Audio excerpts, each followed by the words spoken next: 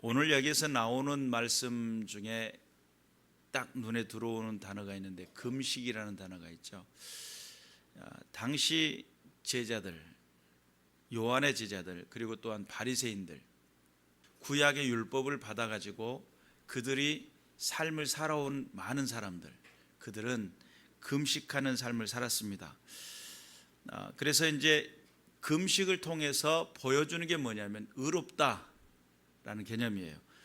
금식하는 사람들 보면 좀 뭔가 경건하고 그러잖아요. 그래서 금식을 통해 가지고 내가 하나님의 사람, 또 하나님 안에서 삶을 살고 있는 사람이라고 하는 것을 보여주는, 그래서 구약의 의는 보여주는 의고 신약의 의는 보여지는 의입니다. 보여주는 의는 내가 노력해서 내가 어떤 모습을 통해서 보여주는 것이고, 보여지는 의는 내가 어떤 모습이 아닌데 내 속에서부터 빛나는, 내 속에서부터 임재하고 역사하시는 하나님의 은혜가 내 안에 역사하다 보니까 자연스럽게 보여지게 됩니다. 그래서 등불을 켜가지고 손으로 감추고 이렇게 켜가지고 안에서 불을 켜놓잖아요. 후레쉬 같은 걸 켜놓으면 이 틈 사이로 뭐가 보여지죠? 속에 빛이 비춰지잖아요. 그래서 내 안에서부터 발산되어지는 의, 보여지는 의가 있고 그것을 성령을 통해서 역사되어지는 겁니다. 그래서 구약 시대 때는 내가 어떤 모습과 어떤 형태와 내 모습을 노력을 통해서 보여주는 의라고 한다면, 신약에서는 철저하게 성령의 임재를 통해서 하나님의 말씀이 내 안에 주장함으로 인해서 내 안에서 빛나는 것이 있는데 생명입니다. 예수의 생명이 내 안에서도 발산되는 겁니다. 그래서 죽어있는 얼굴이 있고 살아있는 얼굴이 있잖아요. 얼굴로 표현하자면, 여러분 죽어있는 얼굴은 어떤 얼굴일까요? 아무 재미도 하나도 없고, 어떤 분이 금식을 하는데 7일간 금식을 하는데 얼굴에 세상 죄를 다 짊어진 것 같은 얼굴을 표정 갖고 하나도 재미없게 멍 때리고 앉아있길래 왜 그러시냐고, 사람이 먹는 재미가 없으니까 이렇게 재미가 없다고 그러면서 아주 그냥 죽상을 하고 앉아있는, 그러니까 얼굴 안에서도 살아있는 얼굴은 뭔가 생동감이 있고 활력이 있잖아요. 그래서 살아있는 사람들, 또 생동감 있는 사람들은 얼굴에 미소가 있습니다. 조은구의 식구들은 만나는 모든 사람들에게 활짝 핀 미소를 보여줄 수 있는 믿음의 사람들이 되시길 바랍니다.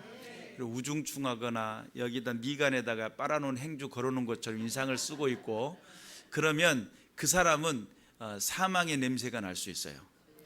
예수 그리스도를 아는 냄새, 그 생명을 주는 그 냄새는 많은 사람들에게 유익을 줄 뿐만 아니라 삶의 이 텐션 자체가 달라요. 삶의 기쁜 업이 되어 있는 상태죠. 그래서 은은하게 흘러넘치는 감격과 감동이 있는, 만나고 나니까 유쾌하고 대화를 하고 나니까 내 안에서 뭔가 해소되는 것 같고, 관계를 맺다 보니까 정말 그 안에 누가 계시는 걸 알아요? 예수님이 계시는 걸 알게 돼요. 그러니까 어떤 큰 사건을 만나고 크나큰 어떤 일들을 경험했어도 하나님 안에서 흔들리지 않는 신앙, 그 안에서 예수의 생명이 작용하고 있고 역사하는 사람은 큰 일도 그렇게 크게 여겨지지가 않고, 또한 내가 쉽게 넘어지지 않는, 흔들리지 않는 든든한 믿음의 사람이 된다는 사실을 믿으시길 바랍니다. 그래서 구약에 보여주는 의는 내가 주체가 되어 나의 노력을 통해 힘쓰고 애쓰는 것을 통해 보여지는 것이고, 신약 안에 예수 그리스도가 오심을 통해 보여지는 의는 성령께서 역사하시고 내 안에 내주하시며 하나님 나라가 존재하니까 자연스럽게 어떻게 되겠어요? 빨아놓는 행주를 걸어놓은 여기가 펴지겠죠. 여기다 백날 붙여도 소용없어요. 습관이 인상을 여기 쓰고 있는데 여기다 붙여가지고 편다고 하고 건들지 마 이렇게 했는데 나중에 보면은 띄고 보면 여기가 더 심하게 인상을 쓰고 있어요. 습관인데 안 고쳐지죠. 그런데 내 안에 평강이 오면, 내 안에 기쁨이 오면, 내 안에 성령의 내주하심을 경험하면 어떻게 되죠? 보톡스를 맞아도 나중에 반드시 주름이 생겨요. 험상궂은 인상을 쓰고 있는 분들은. 그런데 성령의 보톡스를 맞으면 펴지게 될 줄로 믿습니다. 그래서 여러분 안에 참된 평강이 임하실 수 있도록, 할렐루야죠. 그리고 또한 금식이라고 하는 이 단어는, 금식, 저도 이제 3일 금식은 여러 차례 해봤고, 또 그리고 최근에 2012년도에 8월 달에 오살리 기도원 가가지고 이제 21일 금식 기도를 했어요. 근데 사실은 제가 장기 금식을 해야지라고 생각을 하고 갔습니다. 그런데 딱 정해놓고 나는 예수님이 40일 금식을 했으니까 나도 40일 금식해야지. 왜냐하면 예수님의 제자니까. 이런 개념으로 가지는 않았어요. 그 금식의 시간을 딱 정해놓은 그 자체가 어떻게 보면 예수님 앞에 도전하는 그런 느낌이잖아요. 딱 필요한 만큼 주님이 내게 응답하시는데, 예를 들어 3일 금식하는데 주님이 내게 말씀하시면 그걸로 끝내야죠. 제 30일 금식 작정했으니까 30일까지요. 그러면 그때는 굶는 거예요. 그리고 내 의를 드러내고자 하는 노력이에요.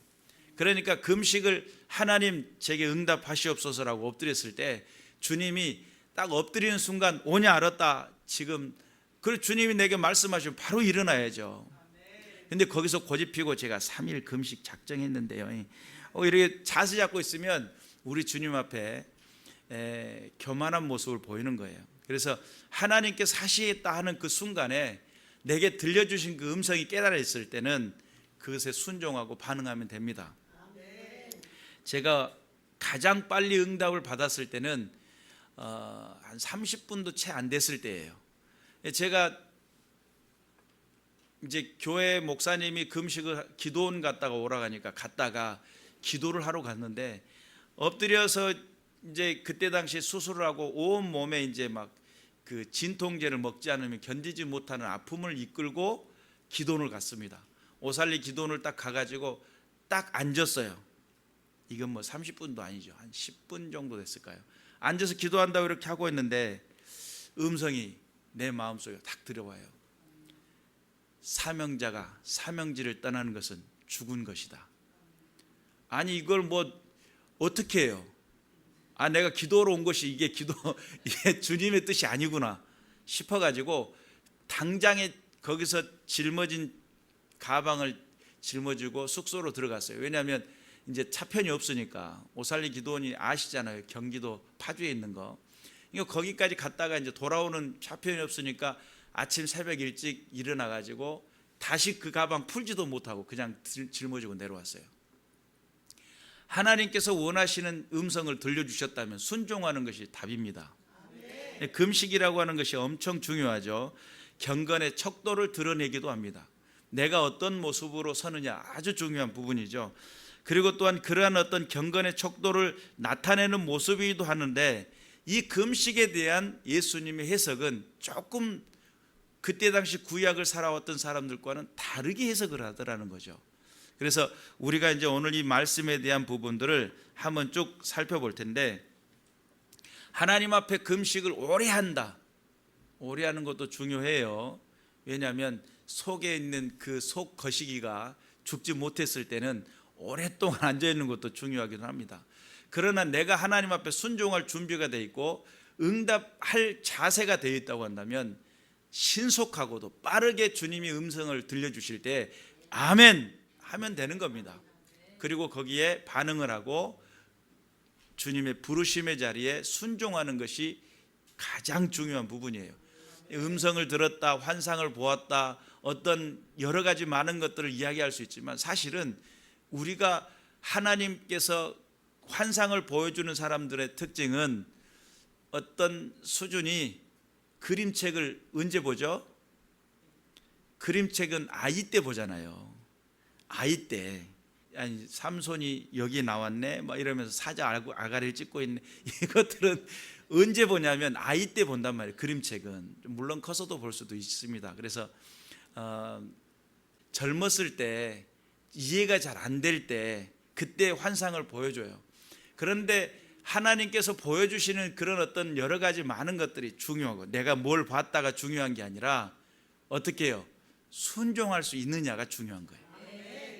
여러분의 인생 속에 온전한 순종이 일어나실 수 있으시기를 주님의 이름으로 축원합니다. 그런데 오늘 여기에서 요한의 제자들과 바리새인들이 금식하고 있었어요. 그리고 사람들이 예수께 와가지고 너무나 확연하게 차이가 있잖아요. 예수님은 거기에 와가지고 마시고 함께 즐기고 재미있게 신나게 뭐 이런 자리인 거예요. 그런데 다른 사람들은 금식하고 있으니까 배고파 죽겠는데도 참고 있잖아요. 왜냐하면 일상이니까. 금식이 일상이, 그들에게 정해진 시간이 있어요. 금식의 시간들이. 그래서 그 시간들을 보내고 있는 것을 사람들이 보았어요. 그래서 예수님께 질문합니다. 아니, 요한의 제자도 금식하고 있고 바리새인들도 금식하고 있는데 지금 당신의 제자들은 왜 금식하지 않습니까? 예수님은 왜 금식하지 않고 예수님의 제자들은 왜 금식하지 않습니까? 이런 질문이에요. 그때 19절에 예수님께서 그런 말씀을 하십니다. 예수께서 그들에게 이르시되 혼인집 손님들이 신랑과 함께 있을 때에 금식할 수 있느냐? 신랑과 함께 있을 동안에는 금식할 수 없느니라. 지금 중요한 이야기를 말씀하셨는데, 혼인집이고 신랑과 함께한 손님들이 거기에서 금식하면 되느냐? 여러분, 혼인 잔치에 가가지고 결혼식장 가가지고 나 금식하니까 안 먹습니다, 저에게 음식을 권하지 마십시오. 근데 그것이 한두 사람이 아니야. 떼거리로 몰려와가지고 저 금식합니다 이런다면 그게 예의상, 사회 통념상 이게 과연 올바르겠느냐, 뭐 이런 개념이에요. 그래서 지금 예수님이 와 계신 그 자체가 혼인잔치와 같이 기뻐할 때라는 거예요. 그런데 신랑을 빼앗길 날이 올 것인데 그날에는 뭐 할 거라는 거예요? 그때는 금식하라는 거예요. 예수 그리스도가 이제 십자가에 달려 돌아가시고 그때부터서 이제 예수님을 바라고 앙망해야 하는 시간들이 찾아왔어요. 그리고 또한 그때가 너무나 곤고한 시간에 통과하고 있었어요. 그리고 예수님이 없는 시간에 사람들은 두렵고 불안하게 된 상황이에요. 그래서 문을 닫고 걸어다니고 숨어 있는 상태죠. 그때가 금식할 때예요. 그리고 또한 예수 그리스도가 등장하기 전에 약속을 이야기하잖아요. 약속의 보혜사 성령, 하나님 나라를 40일 동안 가르치고 기다릴 때 그들은 기도에 전혀 힘썼다는 거예요. 어떤 사람은 굶으면서도 기도했겠죠. 어떤 사람은 음식을 먹으면서도 기도했을 수도 있겠죠. 그러나 중요한 것은 그들의 공고함이, 하나님을 갈망함이, 여러분 음식을 안 먹고 나면 속에서 허기라는 게 지죠. 허기짐이 올 때 어떻게 해요? 음식을 보자마자 허겁지겁 먹죠. 그리고 나도 모르게 먹어버렸네, 방금 여기가 쌓여 있었는데, 이러잖아요. 그러니까 여기서 갈망함이 생기는 거예요. 그 갈망함이 앞에 있는 것을 내가 정신을 차리지 못할 정도로 흡입하게 만들어요. 그래서 내가 정말 음식을 꼭꼭 씹어 먹어야 되는데 3번도 못 씹고 식도에 양도를 하게 되잖아요. 그래서 나도 모르게 생겨버렸다고 이렇게 이야기를 하잖아요. 그러면 내가 뭔가 갈망함이 있기 때문에, 육체의 갈망함 때문에 오는 반응들이에요. 그래서 예수님께서 우리에게 말씀하시는 그 부분 속에는 하나님께서 원하시는 자리에, 하나님께서 원하시는 그 모습 속에 있을 때에 예수 그리스도에 대한 그 갈망함은 정말 사모함이 되고 생명을 갈망함이 되고 예수 그리스도의 그 임재를 기대하게 되고 내가 주님의 사람으로서 살아야지라고 하는 그런 모습 속에 있는데, 지금 상황은 당장 예수님이 보여지지 않잖아요. 그때 내가 구원이 흔들리거나 그때 내가 어떤 사건에 크나큰 문제에 만났거나 어려운 지경에 봉착해 돼 있을 때는 어떻게 해야 돼요? 그때가 금식할 때예요. 내가 지금 신랑을 빼앗길 상황이에요. 예수 그리스도가 내가 영접했고 중생한 사람이라고 생각했는데 뭔가 어떤 사건이 더 크게 여겨지고 어떤 부분에 어떤 사건에 크게 여겨지는 상황이 닥쳐왔는데 내가 흔들리는 상황이에요. 이건 내가 이대로 있으면 정말 구원의 확신마저도 흔들릴 상황이구나 라고 할 때가 어떤 상황이에요? 금식할 상황이 돼요. 하나님 앞에 엎드릴 때예요. 신랑을 빼앗길 날이 오게 될 텐데 그때 어떻게 하라는 거예요? 금식하라. 그리고 이제 오늘 이 본문에는 어떤 내용을 이야기하냐면 신랑을 빼앗길 날이 온데 21절에 생배 조각을 낡은 옷에 붙이는 자가 없나니 만일 그렇게 하면 기운 새 것이 낡은 것을 당기어 헤어짐이 더하게 되느니라. 덧대어서 옷을 입어 보셨죠? 연세 드신 분들은 그러셨을 거예요. 어렸을 때부터. 우리가 이제 한국이 이렇게 잘 살게 된 것이 그렇게 오래지가 않기 때문에 지금의 이제 여기 계신 분들 60세만 넘었어도 50세만 넘었어도 덧대어서 뭐 이런 부분들이 있었을 거예요. 양말을 꼬매서 신고 뭐 이럴 때. 그런데 이제 이 낡은 옷과 생배 조각이라고 하는 것은 새 천 조각을 말하는데 새 천 조각과 낡은 옷을 기었을 때 새 천 조각은 튼튼하죠. 낡은 옷은 낡아 있기 때문에 이게 이제 너무 닳아지다 보면 투명해져요. 속살이 보일 정도. 근데 거기다 꼬매 놓으면 당겨진다는 거죠. 쉽게 찢어진다는 거죠. 그리고 더 헤어지게 되고 더 이제 부서지게 되고 또 새 포도주를 낡은 가죽 부대에 넣는 자가 없나니 만일 그렇게 하면 새 포도주가 부대를 터뜨려 포도주와 부대를 버리게 되리라. 새 포도주는 발효 현상이 생깁니다. 그리고 발효가 되면 가스가 안에서 발생하게 되는데 발효하면서 생기는 가스가 발생하게 되는데 이 가스가 팽창하게 돼요. 결국은 이제 낡은 부대는 그 팽창력을 견디지 못하고 찢어지게 돼요. 그런데 새 부대는 새롭게 만든 가죽 부대라고 그랬는데 여기서 이제 뭐 염소 가죽이라든지 또 양 가죽이라든지 이런 것들을 이제 잘 손질해 가지고 말려서 부대를 만든다는 거죠. 거기에다가 포도주를 담는데 새 부대에다가 새 포도주를 담아서 숙성을 시키는 과정을 거치게 됩니다. 이건 튼튼하죠.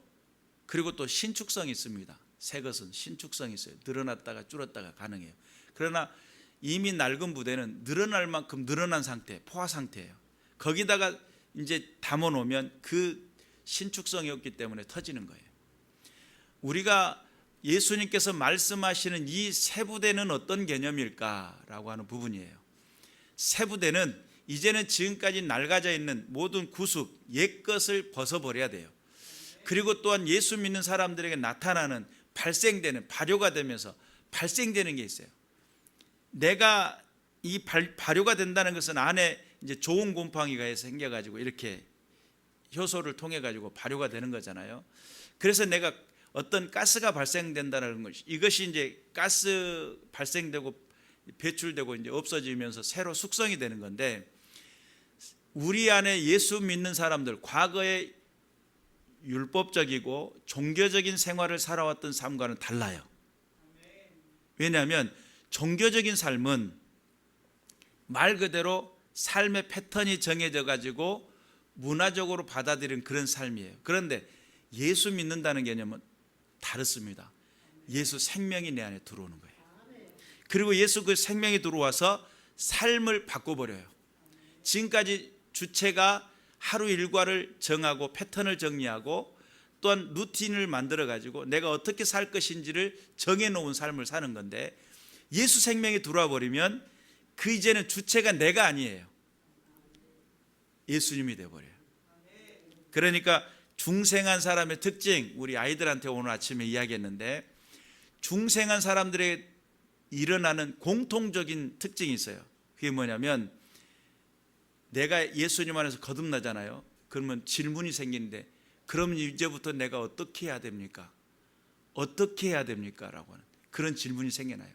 내가 무엇을 해야 됩니까? 이런 질문이 생겨나요. 왜냐하면 그 전까지는 어땠는데 내가 내 스스로 내가 원하는 삶을 살아왔는데 그러나 하나님의 부르심 앞에 딱 서는 순간 소명으로 내가 부르심을 받았어요. 하나님의 자녀로. 그리고 부르심 받은 다음에 내 안에서 이제는 지금까지 살아왔던 모든 패턴이 바뀌어버려요. 내가 인생의 성공이라는 것을 향해 달려가다가 인생의 성공이 아닌 하나님 나라로 목표가 달라졌잖아요. 하나님의 자녀가 됐으면 인생의 존재가 달라졌잖아요. 삶의 기준이 달라졌잖아요. 그러니까 그때부터 나오는 질문이 있어요. 공통적인 질문이에요. 어찌할 거예요? 어찌할꼬? 내 어찌할꼬? 내가 죄인이었던 것을 알았고 예수 그리스도의 십자가의 은혜와 그 공로를 통해 용서받았음을 알았으며 인생 속에 새로운 삶의 모습으로 내가 부름받았는데, 그런데 내가 지금까지 살아왔던 방식이 아니야 이제는. 그럼 내가 어떻게 하죠? 내가 어떻게 해야 됩니까? 라는 질문이에요. 1907년 경기도에 활동하던 무어 선교사라고 하는 선교사님의 증언인데, 전에 김 씨라고 하는 사람이 농사를 짓고 술을 잘 즐겨 마시던 사람이고 예쁜 첩을 데리고 살던 사람입니다. 근데 이 사람이 개종한 후에 예수 그리스도를 만나고 변화가 됐어요. 변화가 됐는데 첫 번째 한 게 첩을 내보냈어요. 그리고 두 번째 한 게 술을 끊었어요. 그리고 또한 하나님의 말씀과 은혜 안에서 삶의 변화가 됐는데, 변화된 인생에게 선교사님이 질문했습니다. 당신 매서인이 되기를 원하십니까? 여기서 말하는 매서인이라고 하는 것은 사방팔방을 돌아다니면서 복음을 전하고 그때 당시 성서 보급을 하는 사람, 권서인이라고도 하는데 성경을 보급하는 사람 또는 판매하는 사람이 되겠습니까? 라는 질문이었어요. 그때 그것에 수락을 하고 그것이 기꺼이 거기서 응답을 했다는 거예요. 그렇게 하겠다라고. 그리고 난 다음에 그때 당시 초대 사람들이 복음을 접하면서 삶이 변화가 되는데, 여러분 예수 믿는다라고 하는 것은 단순한 개념이 아닙니다. 인생의 목표가 달라지는 거예요. 삶의 기준이 달라지고요. 존재가 달라져요. 내 존재가. 그래가지고 이제는 그래서 기독교 윤리라고 하는 개념 안에서 하나님을 믿는 믿음의 사람들은 어떻게 살아야지라고 하는 것이 결정이 되게 돼 있어요. 대충 세상 사람들이 사는 것처럼 그렇게 사는 것이 아니라 하나님의 사람으로서 선택하고 하나님의 사람으로서 삶을 살아가야 되는데, 그럼 어떻게 해야 됩니까? 라는 질문이죠. 삶의 언어가 달라지고 삶의 선택이 달라지고 삶의 방향이 달라지고 인생의 기준이 달라지는 거예요. 그러면 우리가 하나님 안에서 정말 하나님이 기뻐하시는 삶의 모습으로 달라진다는 것 중요하겠죠. 그래서 내 안에서 솟아나오는 것이 새 술은 새 부대가 되는데, 새 술이 되는 저와 여러분들은 안에 속에 속사람의 옛것을 벗어버려요. 가스와 같이 잘못된 옛 습성과 옛 잘못된 습관과 잘못된 선택들, 잘못된 방향들이 고쳐지게 돼요. 그때 발생하는 가스들이 있어요. 오직 성령 안에서 새로운 역사를 경험하시는 믿음의 군사들이 되어야 될 줄로 믿습니다. 그래서 복음이라고 하는 그 테두리 안에 성령의 기준이 없었으면 육체로서는 감당하기가 어려운 세대인데, 성령께서 내게 부대가 되어주시고 그분 안에서 나를 숙성시키는데, 잘못된 것은 배출하고 우리가 새롭게 익어가는 믿음의 군사들이 되어야 될 줄로 믿습니다. 그래서 온전한 삶의 기준 안에 나는 어떻게 하며 살아가야 될까라는 질문이 없다면 중생을 재점검이 필요해요. 내가 어떻게 해야 되지? 나의 삶을 어떻게 살아야 되지? 어떤 기준으로 살아야 되지? 어떤 모습으로 나타나야 되지? 나의 선택은 어떻게 해야 되지? 라고 하는 이런 질문들이 인생 속에 찾아오지 않았다고 한다면, 여러분 내 자신의 중생이 제대로 이루어지고 있는가?